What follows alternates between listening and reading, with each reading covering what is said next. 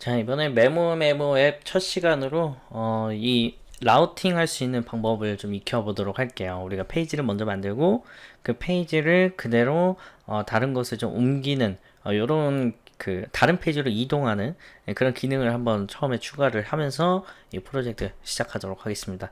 일단은 그 뉴 프로젝트 클릭하셔가지고 플러터 프로젝트 하나 만들어 주도록 하겠습니다. 자, 여기다가는 메모라고 프로젝트 이름을 메모라고 이름 지을게요.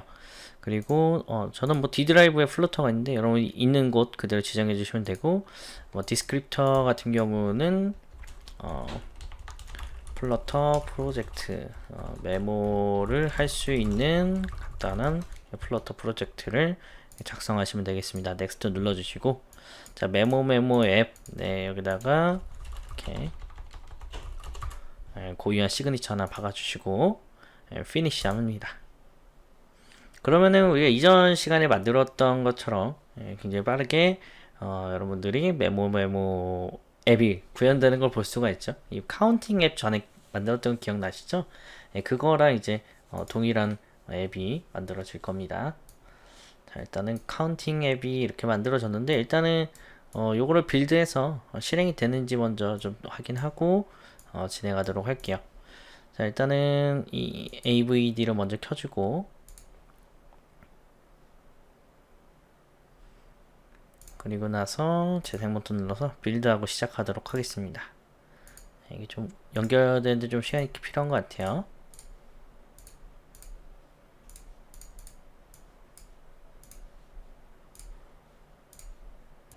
자, 해결을 해서 재생 버튼 눌렀고요.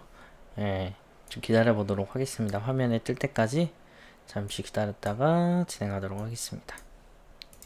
자, 이렇게 이제 카운팅 앱이 뜨게 되는데, 요거에서 요 홈 화면은 사실 조금 비슷해요. 그래서 일단 요거랑 좀 유사하게 만들면 됩니다. 일단은 디렉토리를 보면은 우리가 앞에서 설계한 것처럼 LIB 쪽에 이제 main.dat만 있는데, 뉴에 들어가셔서 패키지를 이렇게 만들어 주시면 돼요. 그래서 전에 보셨던 것처럼 데이터베이스랑 새로운 거 만들어서 여기다가는 스크린즈, 이게 화면이 있는 곳, 그래서 데이터베이스 관련된 애들이 모여있는 것과 스크린들이 모여있는 이런 기능들을 만들고요. 이제 필요한 경우에 컴포넌트도 만들 것 같은데, 일단은 이렇게만 시작해 보도록 하겠습니다. 자, main.dat의 내용은 이제 저희가 최대한 줄일 거예요. 이 main.dat에는 가능한 한 코드가 안 들어가 있도록 그렇게 만들 거고요. 자, 일단은 여기에 있는 내용 중에 여기 위에 있는 내용을 남기고 요 내용만, 좀 밑에 있는 내용을 복사해서 잘라내기 해서 가지고 이 스크린즈 쪽에다가 옮겨 놓겠습니다. 여기도 이제 저희가 다트 파일 하나 만들고요. 홈이라고 해서 홈.dat라고 만들게요. 그리고 붙여넣기 하면은 에러가 많이 발생이 되는데, 이게 이제 임포트가 없어서 그래요. 그래서 맨 위에 있는 임포트 그대로 복사해서 이렇게 넣어주시면 됩니다. 네, 그러면 여기는 이제 에러가 없어졌고, 그러니까 이거 지금 원래 있던 애를 두 개로 나눈 거예요. 이만큼은 여기 놔두고 이 밑으로는 여기로 옮겼습니다. 마이 홈페이지가 지금 이쪽에 있는데 얘가 이제 보면은 이렇게 에러가 나요. 왜냐면 얘가 이 파일, 다른 파일에 이제 내용이 있으니까 이 파일을 못 읽어서, 원래 밑에 있었잖아요. 그래서 요거를 이제 못 읽어서 에러가 나는데, 이거는 컨트롤 스페이스 누르면은 여기 나오나 혹시? 네, 없네요. 네, 없기 때문에 이거를 이제 여러분들이 가져오시려면 임포트라고 치시고, 여기다 뭐라고 치냐면 이 스크린즈 쪽에 홈.dat 쪽에 있잖아요, 저 함수가. 그래서 이렇게 임포트를 해주시면은 이렇게 마이 홈페이지에 대한 경고문이 사라집니다. 그러면 이제 홈페이지는 우리가 대강 비슷하게 이미 만든 게 끝났어요. 그러니까 굉장히 간단하게 사실 어떻게 보면은 끝이 났다라고 볼 수 있죠. 자, 이제 홈에 있는 기능을 좀 수정해 주시면 되는데, 우리가 이제 초기에 봤던 애는 여기에 이제 노트 추가하기 뭐 이런 기능도, 이름도 있었죠. 그래서 그런 기능들과 여기는 이제 카운팅하는 기능이 사실 필요가 없기 때문에 이 카운팅하는 기능은 또 삭제하도록 하겠습니다. 그래서 적절하게 좀 삭제를 통해서 좀 정리를 해줄게요. 주석은 필요 없죠. 주석은 삭제해버리고, 여기도 마찬가지로 주석 삭제, 컬럼도 삭제. 카운터가 이제 텍스트에 들어있는데, 이 텍스트도 하나는 삭제해 주도록 하겠습니다. 하나는 그냥 놔두고, 하나만 삭제. 네, 여기도 이제 플로팅 관련된 그 함수가 필요한데 함수 일단 비워놓을게요. 이렇게. 그러면은 일단 여기까지. 네, 여기까지는 우리가 성공적으로 잘 만든 것 같습니다. 자, 여기에다가 이제 간단하게 저희가 꾸밀 거면 이 플로팅 앱에 있는 요 기능을 좀 꾸며주려면 여러분들이 여기다가 저희가 기능을 이제 이름을 쓸 수 있는 기능을 좀 추가해 줘야 돼요. 여기 제가 하나 빼먹었네요. 여기다가 이제 extended라고 해서 좀 확장된 기능을 가진 애를 좀 불러올게요. 얘는 이제 기존에 있던 이런 기능들도 사실 가지고 있는데 조금 더 추가된 기능을 갖고 있습니다. 그래서 여기다가는 툴팁에다가는 노트를 추가하려면 클릭하세요. 뭐 이런 식으로 이제 정보를 넣어놓고 여기다가 이제 또 뭐 넣을 거냐면 제가 레이블을 넣을 거예요. 이거 이제 이런 식으로 이제 여기다가 글을 쓰고 싶으면은 이 레이블에다가 글을 이렇게 쓰시면 됩니다. 노트가 아니고 메모라고 할게요. 메모 추가. 그리고 여기는 지금 에러가 나고 있는데 왜 그러냐면은 여기 제가 텍스트로 좀 감싸야 돼요.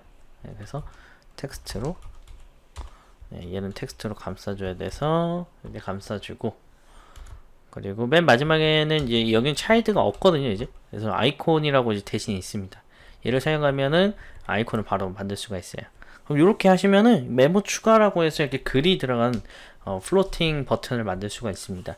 굉장히 간단하죠. 자, 이거를 이제 메모 추가 버튼을 딱 누르면은 이 에디트 하는 그 장소로 옮겨갈 수 있게 만들려고 하거든요. 그래서 이거를 살짝 당겨준 다음에 여기다가 제가 새로 다트 파일을 추가할 겁니다. 여기다가는 edit.dat라고 추가할게요. 그래서 여기서 이 버튼을 누르면은 이쪽으로 라우팅 할 수 있도록 바로 기능을 추가해 보도록 하겠습니다. 그래서 여기서 이제 버튼을 누르면은 요 함수를 이제 동작시킬 수 있도록 해줘야 되는데 여러분들 그 내비게이터라는 애가 있어요. 내비게이터라는 애가 있어가지고 내비게이션은 들어보셨죠? 뭔가 이렇게 길을 안내해주는 애인데 여기서는 이 길을 안내해주는 애, 우리가 클릭을 했을 때 어떤 페이지로 넘어갈지 길을 안내해주는 애가 이 내비게이터라는 애입니다. 거기서 이제 푸시라는 애를 쓰면은 페이지가 이 위로 올라와요. 이렇게 푸시라고 하면 딱 클릭하면은 푸시하면 딱 위로 올라올 수 있는 그런 간단한 이제 이동을 할 수 있는 그런 기능을 이 푸시라는 함수가 가지고 있습니다. 그래서 얘를 한번 사용해 볼게요. 자, 이때 여기에 이제 컨텍스트를 넘겨줘야 됩니다. 컨텍스트라고 해서 빌드 컨텍스트라는 애인데 얘를 먼저 넘겨줘야 돼요. 이 컨텍스트는 어디서 받아온 거냐면 이 위에서 이제 받아온 겁니다. 제가 여러분들에게 좀 보여드리기 위해서 좀 미리 검색을 좀 해놨는데요. 제가 한글로 번역까지 해놨어요. 그래서 스택 오버플로우에 플루터에서 빌드 컨텍스트는 무슨 역할을 하는가, 여기 보시면은 이름이 암시하는 것처럼 특정 위젯이 빌드되는 컨텍스트입니다. 그래서 리액트에도 있는 것 같고요. 제가 리액트는 안 해봐서 사용하기가 훨씬 부드럽다. 그래서 분모와 상호 동작할 수 있게 기존에 있던 이 위젯의 그런 컨텍스트 구문을 함께 넘겨주는 역할을 얘가 하고 있다라고 이제 볼 수가 있습니다. 그래서 요런 이제 두 가지 사례를 좀 볼 수가 있다라고 나와 있으니까 요거는 이제 여러분들이 앞으로 이 라우팅을 할 때, 푸시를 할 때는 요거에 관련된 정보를 항상 함께 넘겨 주어야 합니다. 그래서 이 컨텍스트를 함께 넣어 준 거고요. 자, 두 번째로는 이제 어디로 라우팅을 시킬 건지, 어떤 방식으로 어디로 라우팅 시킬 건지 정해줘야 돼요. 여기서 이제 쿠퍼티노라고 하는 이게 이제 그 iOS 쪽에서 이제 많이 사용하는 걸로 알려져 있는데 얘를 사용해서 한번 라우팅을 시켜보도록 할게요. 그래서 페이지 라우트라고 쓰시고 빌더는 컨텍스트, 이렇게 앞에서 썼던 컨텍스트 그대로예요. 컨텍스트에서 어디로 넘어가는 걸로 만들 거냐면 이제 노트를 이제 에디트하는 페이지로 넘어갈 거잖아요. 그래서 에디트 페이지로 이렇게 넘어갈 수 있도록 이름 정해주도록 하겠습니다. 자, 여기는 여기까지만 이렇게 작성을 하고, 에디트 페이지는 그럼 이제 문제가 발생을 하는데, 좀 이렇게 빨간색으로 떠 있죠. 에디트 페이지는 그럼 어디서 작성을 하냐면, 이 에디트 다트에서 작성을 해줘야 돼요. 그래서 에디트 페이지는 여기서 작성을 할 건데, 앞에서 요거 st를 그대로 적고 stateless로 정하도록 할게요.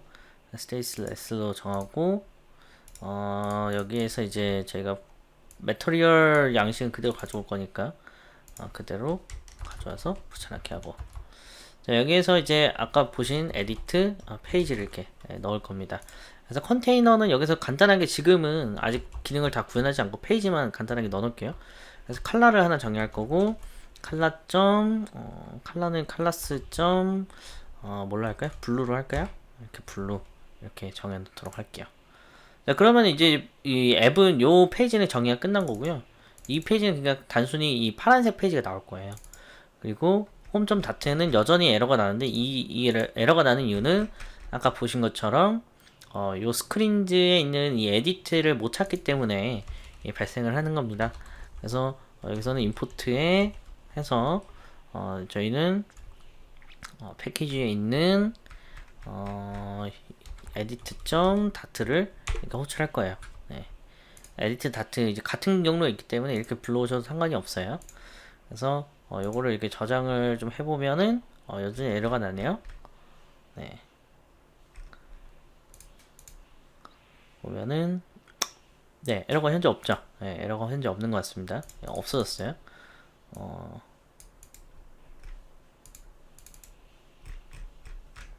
네, 괜찮은 것 같습니다. 그럼 메모 추가 한번 눌러볼까요? 동작 안 하는데? 아, 이거 뭔지 알았다.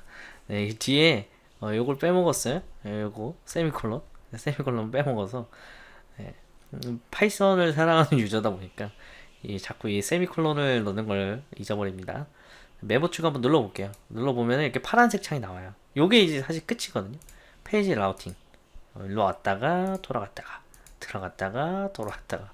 그러니까 요거는 굉장히 손쉽게 끝나는 모습을 여러분들이 확인하실 수 있습니다. 자, 이번 시간은 이렇게 라우팅하는 이제 메모 추가할 수 있는 기능으로 넘어갈 수 있게만 저희가 구현을 했고요.